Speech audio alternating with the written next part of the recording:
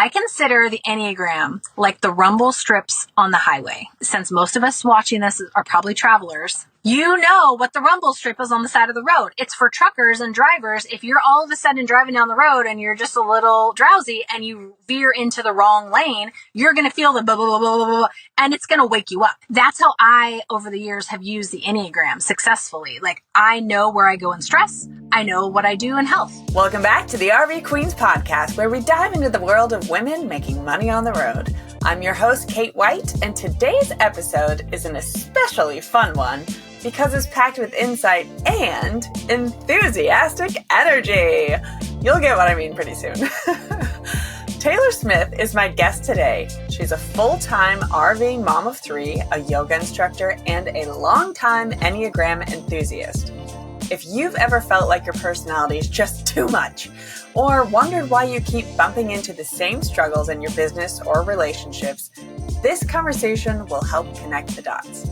Taylor breaks down the Enneagram in a super approachable way, including how to figure out your number and how to use that knowledge to make better decisions, communicate with your loved ones more clearly, and even create content that aligns with who you really are. She also shares why the Enneagram isn't about putting yourself in a box, but rather understanding the lens you use to view the world.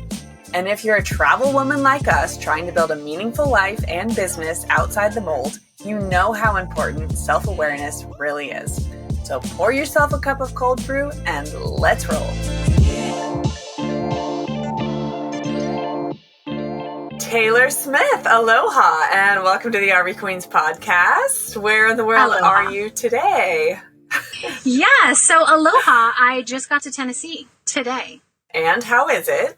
So far, so good, but there is a hailstorm impending, so we'll see how that goes. Oh my gosh. April in the Midwest-ish / South. Yeah. Choppy weather going on, I'm sure. Never know what it's going to be like. It starts like this. We'll see how it ends. Yeah. If we start hearing thumping in the background, we'll be like, cut. I have a lot to cover with you today. I'd like to start where I start all my interviews. Back before you and your family started living in an RV, what led up to those days when you guys decided to ditch your more normal-ish American life to live and travel in a camper? The reason why I greet aloha a lot is I use the word from loosely, from Maui, Hawaii.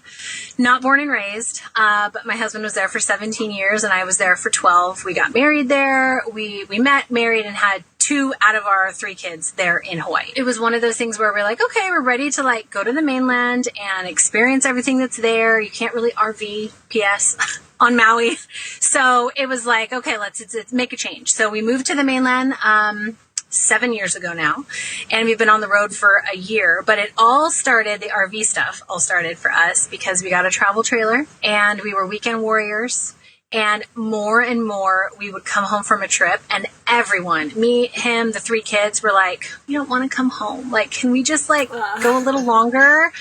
We didn't want to come home. And of course it's vacation, so nobody wants to come home. But one particular trip, we were gone, booked for a week. And then on the way back, we were like, do we have to go home? Can we just extend? And the state park we were at in Florida was like, yeah, we have availability. My husband already worked remotely. I already homeschooled. So we were kind of like, we should maybe try this. So the 1-week trip turned into 2 weeks. And we basically looked at each other and went, I think we could probably try this. Not in the travel trailer, let's get something bigger. But I think we should try this. I love it so much. And I love that you actually were familiar with RVing before, because it's a mixed bag. Some people are familiar with RVs and then they go full time. And then there's people like myself and other crazies that are like, I don't know, let's buy one off of Craigslist and see what happens. So good for you. You took a smarter approach. I didn't tow anything before I bought this. And I'm like, okay, we had 2 years on the weekends of experience to figure it out. Yeah. But you know what? We survived and here we are 2.5 years later. So it all worked out. There you go. Okay, Taylor, you are a multi-passionate person, as are many women I meet on the road and many other members of the RV Queen circles. I actually met you when you taught yoga at TTO this winter. By the way, you are an excellent yoga teacher. Aw, I take yoga classes all over the country, and I loved your class. So there's that. Thanks. You are also a graphic designer. You're a content creator, and you are an aficionado of the Enneagram, which is what we are going to focus on today. For those who aren't familiar at all, give us like an Enneagram elevator pitch. What is it, and why should people care about it? So the Enneagram is a personality typing system. People get all caught up with what does it mean, and is it weird, and the circle that we can show maybe on a graphic somewhere. It looks kind of like a pentagram. It has nothing to do with anything like negative like that, but it's a 9-sided circle is what the gram, and penta in the original language means 9, and gram means chart. So it's a 9-sided chart, basically. But the why behind the Enneagram is really like, if you imagine a whole bunch of different lenses. So like there's a zoom lens, there's a monocle, there's eyeglasses. Some people have astigmatism. Some people are nearsighted, farsighted. Everyone has different lenses that they look through the world at. And the Enneagram gives you really good insight into what your lens is. Like, how do you see the world? And if you know other people's Enneagram numbers as well, like we'll kind of get into that, like it helps you to understand some people might have a zoom lens that they see the world through and they walk through life every day with. And you might not. You might be in like more of an overview person of seeing the aerial of the whole world. So it's a way to notice how you see the world, but then also when you find out friends and family and loved ones and coworkers, like what their Enneagram is you can relate to people better, really. It's a great self-modality, I guess is the best way to describe it. And I personally feel like if everybody was self-aware enough to understand their personality types, and then secondary, if you know your loved ones, it would change the way that we interact with people. Like, I'm not going to go so far as to say, like, we'd have real peace or any of that, but the more you're self-aware, the better the world's going to be, right? And you might not. You might be in like more of an overview person of seeing the aerial of the whole world. So it's a way to notice how you see the world, but then also when you find out friends and family and loved ones and coworkers, like what their Enneagram is you can relate to people better, really. It's a great self-awareness modality, I guess is the best way to describe it. And I personally feel like if everybody was self-aware enough to understand their personality types, and then secondary, if you know your loved ones, it would change the way that we interact with people. Like, I'm not going to go so far as to say, like, we'd have real peace or any of that, but the more you're self-aware, the better the world's going to be, right? It's a helpful tool. Yeah. And something I've noticed about the people in the travel community is they tend to be very intentional, and they've decided to live this countercultural lifestyle for a reason. And the women who are starting and running businesses want their endeavors to align with their life and their values and their personality. And this is a helpful tool to help that alignment, right? So how can the Enneagram help people live a more aligned, self-aware life? So I feel like there's like 4 main reasons. Like if you were in school and the professor was writing out the outline, like the 4 main tenets would be, communication. How do you communicate? Conflict resolution, productivity, and then like if you're a content creator, which I know not every entrepreneur is, but if you are a content creator, like how you create that content. Those are like the main, if you will, like areas. We'll touch on other things, but those feel like those always come back to me. There was somebody who did, maybe it was Yale, like 77 top CEOs, like the most successful people in the country at the time when they did the study, asked what is the number one like precursor for success? And they said self-awareness. If we all knew who we were, what our limitations were, what our strengths, what our weaknesses are, like that would really help you with success in anything, but in business on the road, it's very pertinent, Okay, quick tangent, because you mentioned content creation and you said not everyone is a content creator. Okay. Yeah. I think you're right that not everyone is an like quote unquote influencer, content creator. You work with brands, have the partnership, all those things. But I do think, and I've said this on the podcast many times, is the idea of having a personal brand and creating content that's like,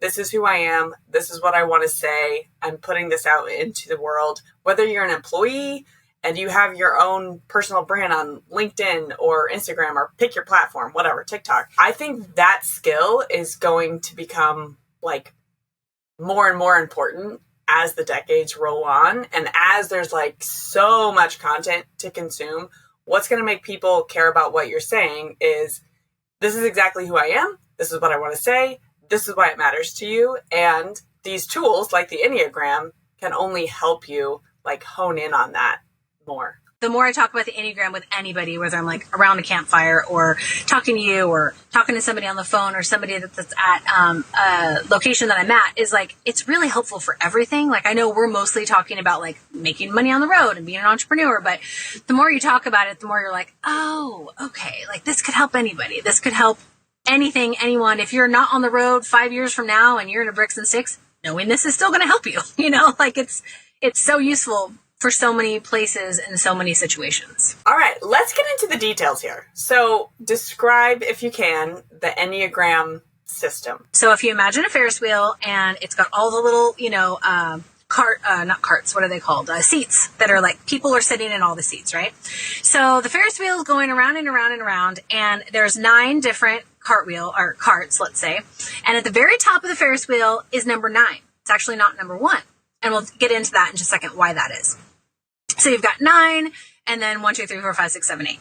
So when you're at the 9 position, let's say 9 is in the best position, that they're at the very top, and they look down into the others, they can see everyone else, right? One of the things I love about the Enneagram is if you were a 9, which some people are harder to type, to find their type, and some are easier. 9s are actually some of the hardest people to type. But if you are a 9 and you look down and you can see in everyone else's carts, that is a good thing that you can resonate with everybody below you, but it's also really hard because it's the hardest number to try to figure out, because you relate to everybody and you get along with everybody and you kind of think everybody, oh, I'm a 9, but I'm also a 4 and I think I'm a 2 and maybe a 7. So that's why I always start off, because a lot of times I'll have people say, oh, I tried that and I can't figure it out. I took a test, I read a book, and I'm not any number. And I'm like, was 9 one of the numbers that you might have thought you were? And they're like, yeah, that is the number that I thought I might be. The way that you could think of the Enneagram as far as that, you know, Ferris wheel, is everybody has their own cart. But if you happen to be here and you see this number down here and you look into theirs and you're like, oh, look, they're having a picnic. Like, that's so fun. You can see into them. You still are a primary number here, but you can also resonate with this number. And we'll talk about the minute. It's wings, and we'll kind of get into where our numbers that go to stress, our numbers that go in stress, negative, and then positive. But biggest thing to understand is there's one number that you're mostly going to resonate with the most. Even if you think you resonate with everyone, there's one number that is probably going to ring true to you the most. And I always highly encourage people when they're taking the test, if you're watching this podcast and you're like, what is she talking about? Like, I don't know what number I am. Read about them a little bit. You can go online, super easy. Ask ChatGPT to give you like one sentence about each Enneagram number. And I always tell people, read about 1 through 9. Immediately, you're probably going to eliminate like 6 of the numbers. You're like, that's not me. Nope, no way, no. And then you might have a couple. You're like, maybe that's me. I don't know. Then take an Enneagram test. I don't really recommend paying for the ones that they charge. There's a couple free ones. If anybody wants to contact me, like, I can give you the link. After you take that test, they're usually about 18 to 20 questions. They're not really long. You'll probably have a better idea of what number you are. And a lot of people get caught up with this. When you're taking an Enneagram test, if you're stuck on an answer, you're like, I just don't genuinely know how to answer this question, go back to who you were when you were like 18 or 19. If you got married when you were really young, this might not work. But if you were not married and raised in a family when you were like 18 or 19, that is usually when you were the most you. You didn't have a lot of responsibilities. You just made the decisions that you wanted to make. So that's kind of my advice with the personality test. Like if you take the test somewhere online, just think about how would 18-year-old me have answered this question? And that usually helps people get unstuck from figuring out their number. Okay, so is it worth talking through 1 through 9, like giving us a one sentence and seeing if we could do people that, can eliminate or resonate with one as we go through? If you're not sure about the Enneagram, if even you're interested in it, you're like, I don't even know if I should be interested in it. There is a really good TED Talk, and it's by Simon Sinek. I don't know if I pronounced that wrong. Last name is Sinek, Simon. Super famous. It was from a long time ago. It's like 2009. And his video is titled The Why of How We Think, I think is what it's called. But if you type in, Start with Why is the name of the podcast. And he talks about how people don't buy whatever product, service, thing you sell. People don't buy what you do. They buy why you do it. And he talks about Apple and how Apple, does this. It's a great, I'm not going to try to sum up his TED Talk. Like, it was amazing. Go listen to that. But the gist behind it is the Enneagram explains the why of how we think, how we act, and how we feel. I was just talking to somebody the other day who actually is an RV queen, and her and I were chatting about the Enneagram, and she was a little hesitant about it and was like, I don't know if that's something I should be interested in. It seems like it's a little woo-woo for me.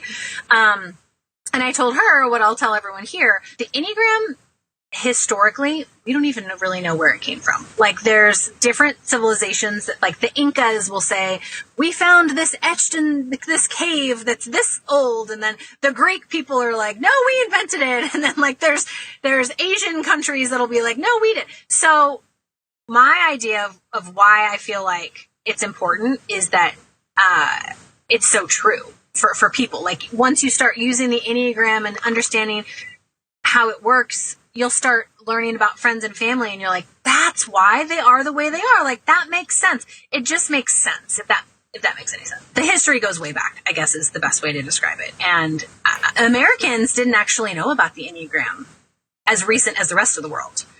It was in 1990 that this, like, Franciscan monk, Richard Rohr, it was in one of the books I read. I know I've got to remember, but in 1990 something, I don't know when it is exactly, he wrote a book in English, which all the other Enneagram books were written in different languages. And it was like the Enneagram from a Christian perspective, I think is the title of the book. And so that's when America started, like, hearing about it, because it was in English. But before that, it was like other civilizations had used it in their civilizations, I guess. That's the way to put that. I mean, I think everyone's curiosity loop is definitely open at this point. Like, what are these numbers and what is this? What is she even talking about? So yeah, please satisfy our curiosity and at least give us, like, a one-liner for each number. The Enneagram 1, we'll just start with 1. The Enneagram 1 is sometimes called the perfectionist, sometimes called the reformer. You get the gist. It's one of those ones you don't have to really go that deep into. But the Enneagram 1 is usually more of a perfectionist. A couple sentences that people will read and they'll be like, oh, I resonate with that. Okay, so that's what I'll do, like a couple quotes. So you might be an Enneagram 1 if, this is not a Jeff Foxworthy comedy show, but you might be an Enneagram 1 if are overly critical of others or yourself. You tend to be a perfectionist. You don't like it when people ignore or break the rules. That's, like, kind of a good Enneagram 1 in a nutshell. There's good benefits to that. There's bad, and we can talk about that later. Like, there's being a healthy one and being an unhealthy one. Same with all the numbers. Number 2 would be the helper is usually the word people usually use to relate to number 2. And so those are the people that are always volunteering for things. Those are the people that are kind of, if you ask them on a personal level, they'd say, I just really don't know how to say no to people. They're usually overextending themselves. They're usually really good listeners too. That's actually a benefit, a huge benefit for 2s. 3 is usually the achiever. And these are the people that you usually see that are, like, really good at leading teams. Like, maybe they're super high up in, like, a multi-level marketing. They're very, very driven. They can also be a little vain, and they may or may not admit that to themselves, but the way that the world sees them is very, very important to them. That would be 3. All different kinds of words for 4, but I prefer the word artist. Doesn't mean you have to be an actual artist, but they're more of, like, introspective and compassionate and, like, very expressive and creative. So the sentences that they might think are, I never really feel like I belong. That's usually a 4. I have really big feelings. I have really big feelings that can overwhelm me. That sometimes is a 4. Number 5, visionary. A visionary is someone that is more analytical. They're usually the smartest person in the room. And they usually know that they're the smartest person in the room. And they're very wise. They usually are the smartest person in the room. And the quote that they might say is, I really love my solitude. And I don't always say it out loud, but in my head, I think I'm pretty cynical. That's like a big thing for a 5. 6 is the analyst. And the way that I describe an analyst is someone who has not post-traumatic stress syndrome. Like everybody knows if you go through something traumatic, 6s will have pre-traumatic stress syndrome. So they can walk into a room and already be stressed out because they see this could happen and that could happen and this could happen and that could happen, but nothing has actually happened yet. Like they're really good at risk assessment. So like they're very, very good. They're usually very loyal too. Very likable, very loyal, but they see everything that's going to potentially go wrong. Number 7 is the enthusiast. And those are usually like the fun-loving, very likable kind of, if when they were in high school, probably friends with every different friend group, upbeat, optimist. And the quote that I have from them is, I'm an optimist to a fault. The glass is always half full, and I'd like to plan 0 rest days. 8 is the challenger. 8 is the people who they're very compassionate, but they also feel like, what's the best word? They feel that arguments are intimate. Like people who argue with people and then feels like an intimacy towards them instead of like, I'm arguing because I'm mad at you. I just argued with you and now I feel so much closer to you. That might be an 8. A quote for the 8 is, I have been told that I am too bold, too blunt, and or too aggressive. So that would be an 8. And I also don't do things halfway. 8s and 1s are very similar in that respect. They will go all the way, total, best of their abilities. Okay, and then 9 is the last one. 9 are the peacemakers. And like I mentioned previously, they definitely can be the hardest to type because they are peaceful and generous and relate to every single other number on the wheel. And their quote would be, I just want to move slow, sit in a hammock, and then go hiking. Like that's like, in a traveler perspective, I mean, we all want to do that really. But they're also very, I know quite a few 9s, and it's really hard for them to be self-starters. Like they're not as self-motivated to do things as others, but they are completely happy to just go with the flow. They're like the easiest person to just go with the flow. So that's kind of in a nutshell, but I will say every number has like, this is me at my best, and then this is me at my worst. And both can be good or bad, if that makes sense. Like there's a strength and there's a weakness. Everybody has it. If you're really healthy, you're going to look like this as an 8. If you're really unhealthy, you're going to look like this as a 4. If you're anything like me and love soaking up that Midwest lake life in the summer, I've got a spot you have to check out. Coconut Cove RV Resort in Hazel Green, Wisconsin is an Our Journey campground that's packed with fun for the whole crew.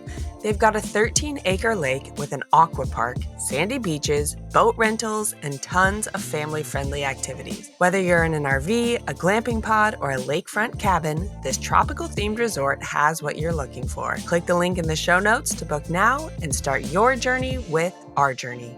The one thing that I wanted to mention, well, 2 things that are coming to mind from my Enneagram research, is the fact that, like, you talked about these being lenses at the beginning, and I think a lot of people that are just getting into this might be like, oh, I feel like a little bit of all of them, you know? And that's normal. Like, there is a little bit of all of them in us, but it's like a helpful tool. Again, finding the one that resonates the most with you. And then whenever you get into the research, like you mentioned about when you are in an unhealthy state or a healthy state, you also lean into these other numbers. To me, that was the part that I was able to recognize that I was a 7 whenever I started reading like deeper into that part. of the Enneagram. So there's like these other layers going on here. And yes. So, and then the other concept, like another layer to all this, is this word called a wing that you mentioned before. And it's, where, go ahead and describe what a wing is real quick. Yeah. With a wing, again, imagine we're back to the Ferris wheel. And let's say we're just going to do 9. We're going to pick on the poor little 9s because they're at the top and they're easy to understand. So if you're a 9, you look at the carts. It's not a cart. What's the word for those things? Like the baskets? It works. Yeah. Cart, seat. Basket, seat. Yeah. Look at the people, look at the numbers that are next to you. So if this is a 9, you're either going to be looking at the 8 or the 1, the ones that are next to you. Every single person has a primary number, if you will, that you most resonate with. And then the wings are the numbers that are on either side of you. So a lot of people are confused and they're like, I took the test like 5 years ago and I think I'm like a 7, but I'm a wing 4-3. And you're like, you can't actually do that. 7s are the rule breakers. So I get that if they were, but yeah, no, it's your wing is the number on the left and the right of you. So when you look at a picture, there you go. Now what I will say is they say the word wings because you imagine a bird. And if a bird has wings, they have 2 wings. Now you can learn to use, one wing more than the other. A lot of people will say, oh, I have balanced wings. I really feel like I relate to, let's just go to 7s. I really relate to the 6 and to the 8 pretty equally. You would be a 7 with balanced wings. But then you also talk to one of my best friends is a 7 with a 6 wing, and she does not relate to the 8 at all. She's never seen any of that in her life. And she's, well into her 30s. And she's like, I think I'm just a 7 wing 6 is how people would word that. Or if you see it typed out, it's like 7W6 is how you would in the Enneagram lingo. Yeah. That's how the real nerds would write it. Yeah, exactly. No offense. Okay. If there's someone listening that is interested and they are a deep dive type person like I am, and they want a book recommendation, not ChatGPT. I don't want to go take a test. I want to research and deep dive and understand what's going on here. What is your book recommendation? I always tell people when they're reading books to be really aware of who wrote the book, right? Because if I wrote a book, and I don't know if I already mentioned, but FYI, everybody, me and Kate are the same number. So we're both 7s. So if you are really, really like all about this, you're like, oh, I'm 7ing out hard. We're both 7s. But pay attention to who wrote the book. The book that I get a lot of what I speak about, because it's who I got into the Enneagram from, is the author is Ian Cron, and the book is The Road Back to You. And he co-wrote it with another author as well. And then I listened to his podcast for a while. He kind of got like a little weird during COVID, to be honest with you. So I don't follow his podcast as much anymore, but his book was, I think, written in 2017, something like that. And I really, really liked his book. Another book that I've only perused, have not read cover to cover, just to be honest, is Richard Rohr, the Franciscan monk. And that was the Enneagram, A Christian Perspective, which I thought was wildly interesting. And I can't think of the other one. Oh, no. The other one, if you're married or even just, significant other, Becoming Us by Beth McCord. And I actually have seen Beth McCord. I've met her in person. I went to one of her Enneagram workshops in Bradenton, Florida a few years ago. And then I also met Ian Cron. I've actually seen Ian Cron speak twice in Nashville and then in Florida. So those are both like big names. From before the boom, there was like an Enneagram boom, and then everybody had an Instagram about that. But those were the authors that I really appreciated their information. Yeah. We're like 5 years behind the curve right now, but it's fine. Maybe 7. I like to be late to trends. It's fun. Okay. There you go. Because we're 7. Let's talk about interpersonal relationships real quick here. Because this is, again, a helpful tool to figure out why I act this way and maybe why other people act this way. Now, the first time I read about a 9, I felt like I understood my mom, like completely, for the first time in my life. But is that recommended to kind of like type other people in your mind, or how do you recommend we play this? Amazing question. Great question. So you are not supposed to type other people, and I'll tell you why. When you take a personality test, you figure this out too. You're like, I'm answering yes to this question, but I'm answering yes really because XYZ, right? My example is, let's pretend that you work in an office, which is like making me sick to my stomach to think about, but like, water cooler office setting, right? And somebody comes into your cubicle and they're like, hey, it's Diane's birthday next week. Should we throw her a birthday party? And they ask a bunch of people this. And like, one girl's like, yeah, we should throw her a birthday party. And then someone else is like, yeah, we should throw her a birthday party. So you throw a birthday party for her, but then you find out later the real motivation as to why those two fictional people said yes. Their motivation's completely different. One of them, and I won't tell you which numbers they are, but let's say one of them, actually I will. One of them's a 7. And it's like my type. And they're like, yeah, I said yes, we should totally throw Diane a party because I love a good party. Like, it's great. I want everybody to just feel fun and at work, and we'll be more productive if we're having fun. So like, I said yes, but this is why I said yes. This is my motivation. Then somebody else is like, well, yeah, I said yes, but I said yes because I kind of really want the parking spot next to Diane, and she's my boss. So I'm thinking that, you know what I mean? Like, their motivation, wildly different. So that's why you're not really supposed to type other people, because you don't know their motivation. In that same breath, I will say that I 100% typed my mother. And I 100% typed my husband. But then I also had them go take the test and like figure out to confirm that that's what it was. Just a cautionary tale. I mistyped myself wrong for like 7 months. When I first learned about the Enneagram, I read all the books. I thought I knew it all. I thought I was a 2. It's the helper. It's the person who's always doing things for other people. But I was a mom of littles. I'm always helping everybody, right? I didn't follow the rules because I'm a rule breaker. The rules say you should read about every single one of the 9 types, eliminate who you know you're not, and then take the test. And I was just like, 1, 2. Oh, yeah, that's me. So that's kind of why. And the season of life is different. If I had thought about how I would have answered when I was 18 or 19, I probably wouldn't have mistyped myself as a 7. Or as a 2, when it turns out I was a 7. And my mom's a 2. She has a strong personality. I'm raised by a single mom. So in my mind, I was like, oh, I totally resonate with that. But a lot of that was my childhood. It wasn't actually me. Yeah, and I think the phase of life is a big thing to consider as well. Because I remember when I was studying this more in depth, I was working a full-time job. I was very motivated to kind of like get to the top of my career. I, on the side, was working on a startup and doing fundraising. And I was like high energy, very motivated, corporate, like conversations with investors, like in one of these phases of my life. And I thought I was a 3 for a long time. And the deeper I got into it and the more I read it, I'm like, no, I'm a 7. I know it. The enthusiast in me was my superpower of like all of I thought I was, super motivated and career focused, but I was actually just extremely enthusiastic about what I wanted to do. And that's how I was selling everyone around me to help me do these things. So it's fascinating. I think everyone should kind of like consider that. There's 3 levels that everyone's in.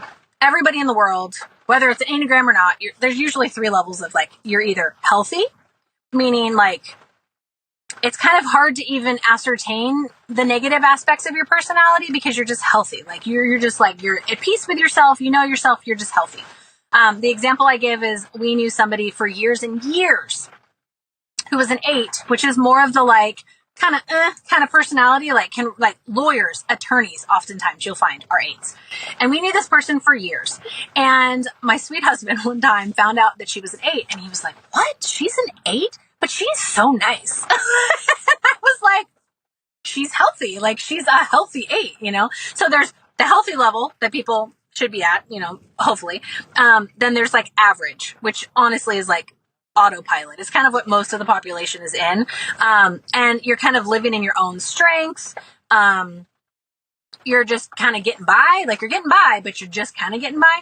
And then there's the unhealthy, which, you're living in kind of a realm of way beyond survival, and you might need help to get out of that level. Like that's more of like, let's get some counseling, let's really do some hard work to get out of it. So when you are a healthy or an average, or you're vacillating between the two, your number won't be dreadfully obvious to a lot of people, unless they really know you intimately. Like you would still probably know your mom, your spouse. I will mention kids because people always ask me that at every Enneagram speaking event I've ever had. Can I type my kids? I think my kid's a 7. And I'm like, well, pretty much every kid is a 7 when they're kids.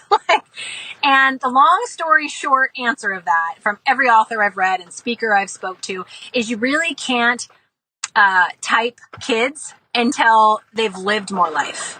And I always tell parents, if their parents asking me, you haven't screwed them up enough to like figure out like how are they going to handle, what lens are they going to use to handle this? If you have a shy kid, you might think, oh, well, this is their number. Or if you have an outgoing kid, oh, this is their number.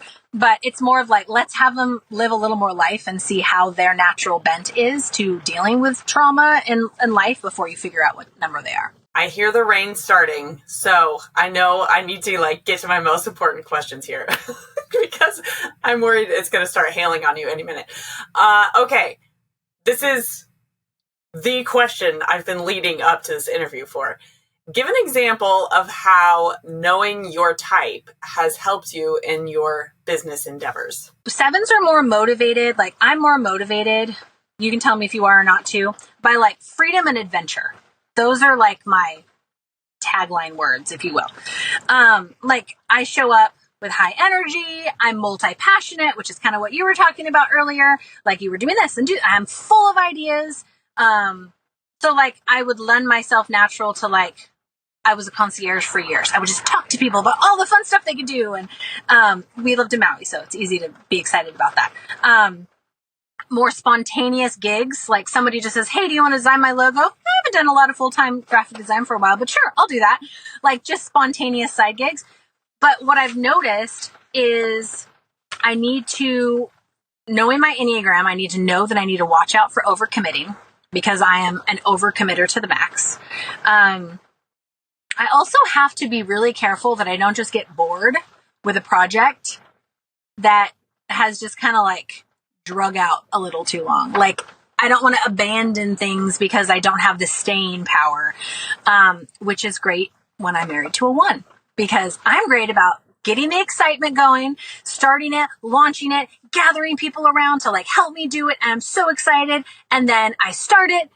And then it's kind of the boring phase. And I'm like, I guess I can keep doing this. And he'll be like, hey, guess what? And then he'll kind of like carry me to the finish line, and just knowing what my strengths are.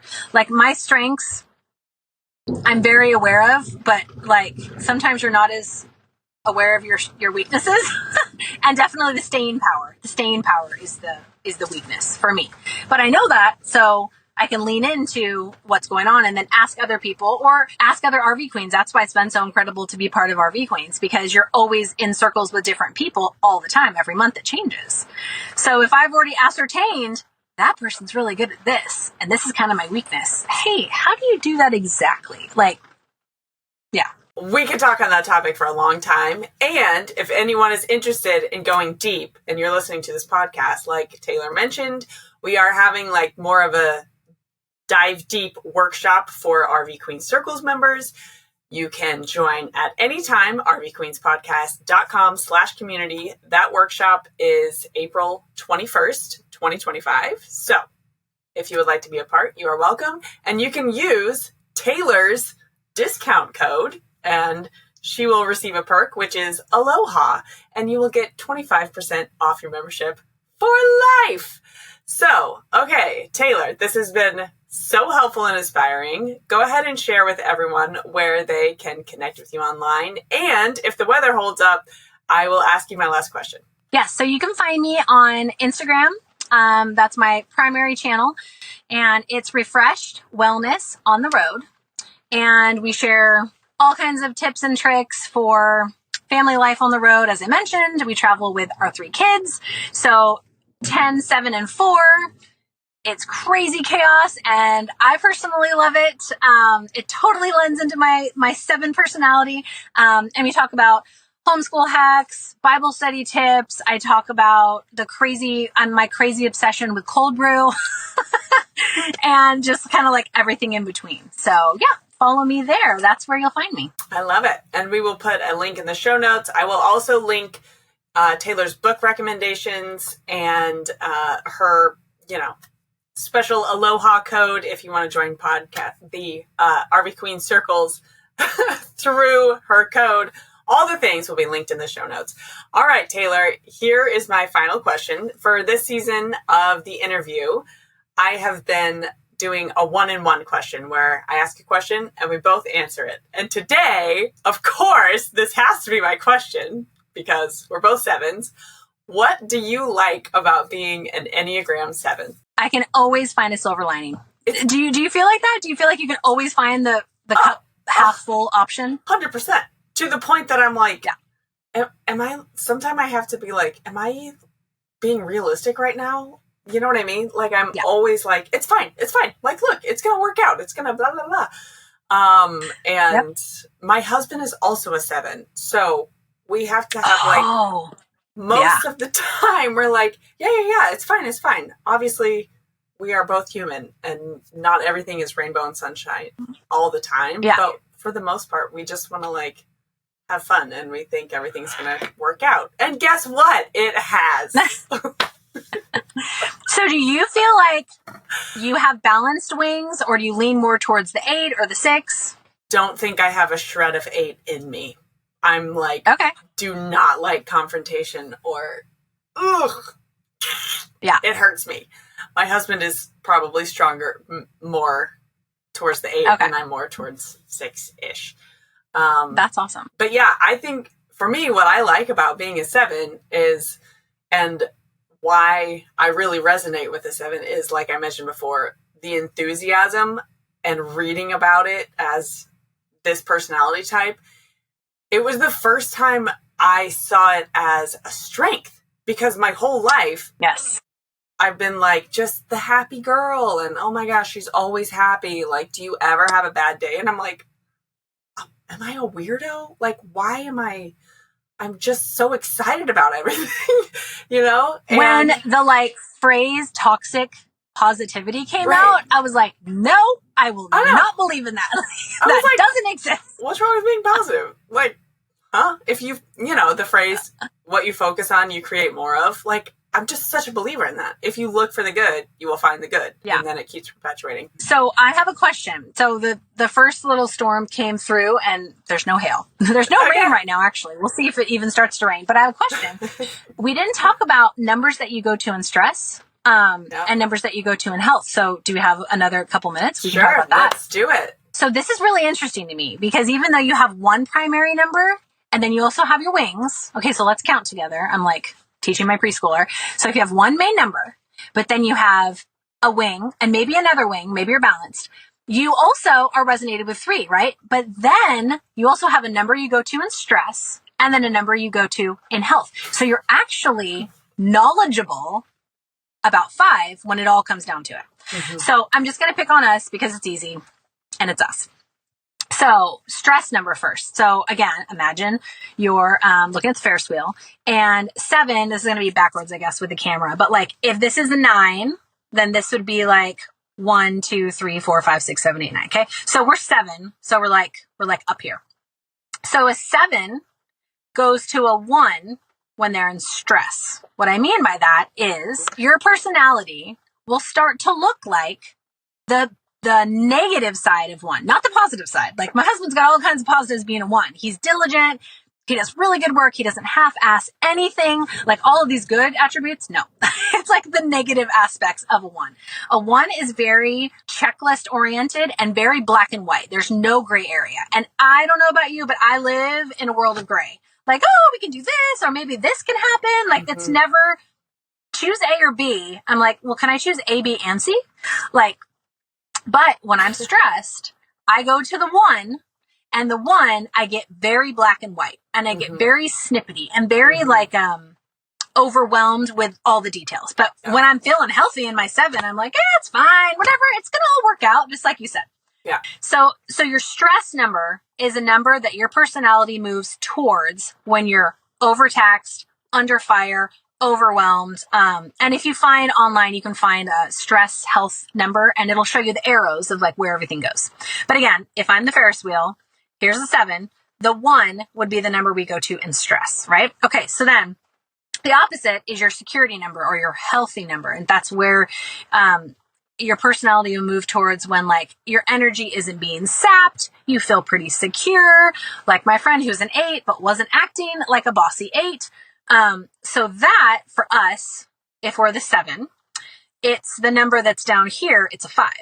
And so we will start, not looking like, acting like, I guess, kind of looking like the healthy side of 5. And so if you're coming to the workshop for the RV Queen circles, I'll dig into more of like the positive and the negative side of each number. But just to give us an example, like at their best, 5s are very analytical. They're very wise and they're very, perceptive, like very perceptive to things. Like you pick up on, if anybody ever tells you like, wow, you picked up on that. Nobody else noticed that. You might be a 5, or you might be a really healthy 7 that's feeling secure and like kind of getting into that like wisdom of, I picked up on something that nobody else picked up on. Mm-hmm.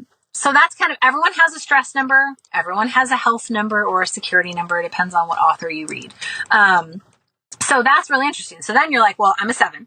But then I resonate because I'm also a little bit of an 8, a little bit of a 6, and I go to 1 when I'm stressed, and I go to 5 when I'm healthy. So you end up knowing a lot of different numbers. A lot of people, specifically the 9s, I'm looking at you guys, they don't want to be typed. They don't want to be put in a box. They don't want to feel like that. But then you can tell those people, well, it's not just the 9. Like you're a multifaceted person. So you do have, other things to contemplate, I guess. Does that make sense? Yeah, that's right. And again, it's the lens idea like keeps coming to mind that you mentioned at the very beginning. It's like I start seeing the world through when I'm stressed out. I'm like you said, my black and white filter is on and my enthusiasm has been drained. And now we are just going to get this done right now.